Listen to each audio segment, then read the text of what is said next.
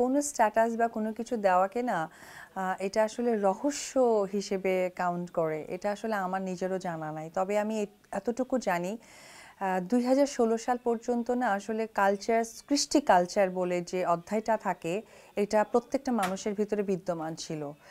এই 2016-র পর থেকে না আসলে এই কৃষ্টি কালচারটা না একটু কন্ট্রোভার্সিয়াল তৈরি হয়ে গেছে, যেটা আমাদের বিনোদন জগতের জন্য অনেক ভয়াবহ একটা ব্যাপার।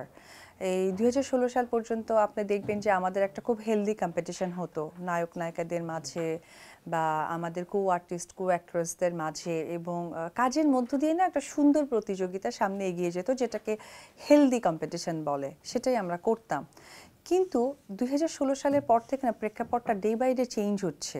মানে ব্যক্তি আক্রোশ, ব্যক্তিভাবে প্রেজেন্টেশন করা, ভালো কিছুকে কালো করা, সেই কালোটাকে বাড়িয়ে নিয়ে যাওয়া, এটা আসলে খুবই দুঃখজনক। আমি এটুকুই বলবো যে আমরা যেহেতু কালচারের মানুষ এবং আমাদের থেকে মানুষ অনেক কিছু জানেন, দেখেন, আর একটি কালচার কিন্তু একটি দেশের ভাবমূর্তিকে প্রকাশ করে।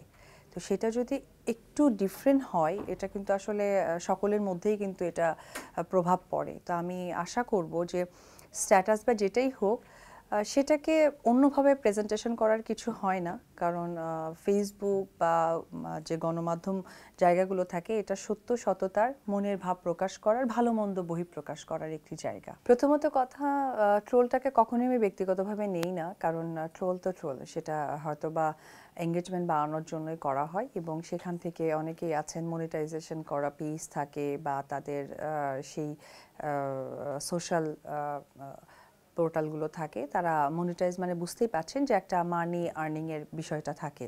তো এটাকে আমি সাধুবাদ জানাই, যেভাবেই হোক না কেন, এবং সেটা কিন্তু হচ্ছে বা তারা উপকৃত হচ্ছে। সো এটাকে আমি ডেফিনেটলি পজিটিভ ওয়েতে দেখি। আর সেকেন্ড হচ্ছে যে ট্রোলটাকে যখন মানে বিকৃত করে ফেলে, তখন এটা আসলে দুঃখজনক, কারণ বেলা শেষে অপর প্রান্তের মানুষ যাদেরকে করছে, তারা কিন্তু আমাকে ব্যক্তি উপবিশ্বাসকে চেনে না, জানেন না, বা কেন করছে, তাদের সাথে তো আমার কোনো ব্যক্তি রেষারেষিও নাই, বা আমরা তো তার কোনো ক্ষতি করতে যাইনি। ভালো লাগা মন্দ লাগাটা অবশ্যই আমাদের প্রত্যেকটা মানুষের কাছে বিদ্যমান, কিন্তু সেটা নোংরামিতে যখন চলে যায়, তখন আসলে এটা আমার থেকে যারা করেন তারাই প্রশ্নবিদ্ধ। কারণ বেলা শেষে তাদেরও ফ্যামিলি, বা তারা যখন তার পরিবারের দিকে তাকাবে, তার হয়তো বা পরিবারের ভাই বোন আত্মীয় স্বজন কেউ একজন তাকে নিয়ে এরকম ট্রোলের কথা বলছে, তখন কিন্তু তাদের মনটা খারাপ লাগে।